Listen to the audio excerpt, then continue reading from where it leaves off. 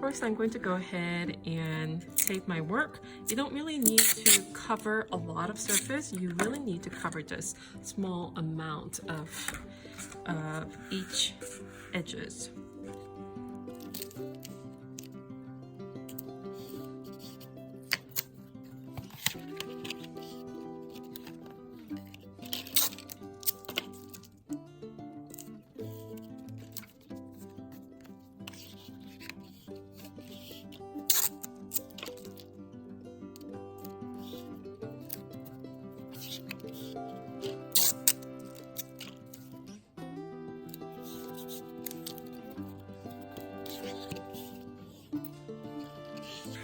This will be a good time for you to go ahead and write your name on the bottom right corner on the tape, because I know for a class assignment it sort of tends to look like everybody else's work.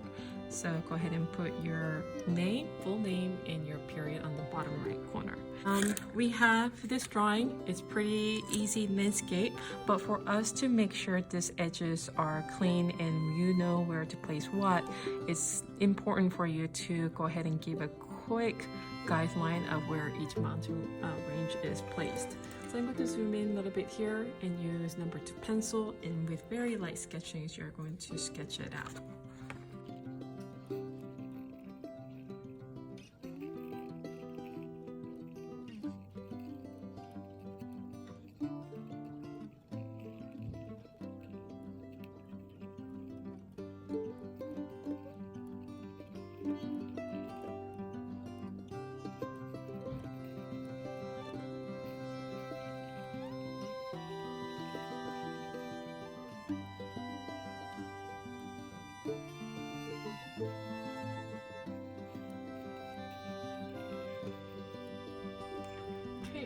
Now that I'm done with my landscape, take a look at this. Do you see how lightly I've sketched it? It needs to be so light that you cannot really see through that translucent watercolor. If you feel like it's gotten too dark, this will be a good time for you to erase your pencil mark to the point where you can still see it, but it wouldn't bother you with the painting.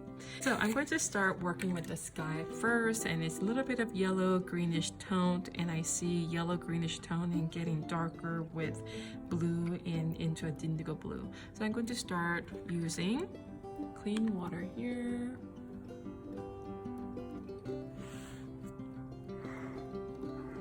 And place a lot of water on this second slot that I have.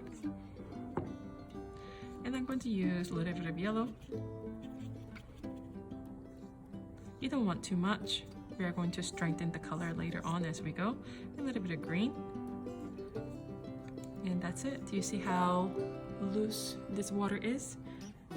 Now keep in mind your watercolor does dry at least 5 to 10% lighter in shade, because there's no more water to make it look very intense. So it's always a good idea for you to keep the color a little bit darker than you actually wanted it to create the color that you originally wanted. So with that, I'm going to go ahead and clean my brush, and I'm going to just take a clean water and wash the whole painting. What I'm trying to do is trying to cover the whole painting. And I know the sky only exists on this top portion of it, but it's always good practice for you to cover the whole thing so that we have decent layering happening. So I'm going to go ahead and moist all the whole surface, making sure that there are no puddle of water, but also no dried surface.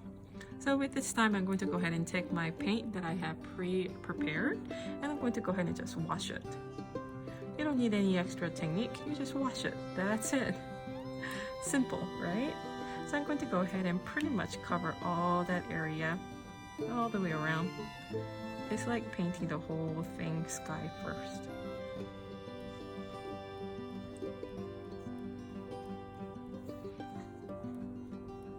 Now I do like to add a little bit of texture as if like the sky is swooshing across.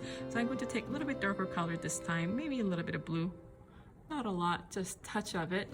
And I'm going to go ahead and just get a little bit of water We don't want it to be too dark, and I'm just going to brush across it. Just one nice stroke, two stroke, and that is it. Let this dry, and you can use a little bit of napkin to get up all your excess water off of it, and go ahead and use hair dryer to expedite the drawing process.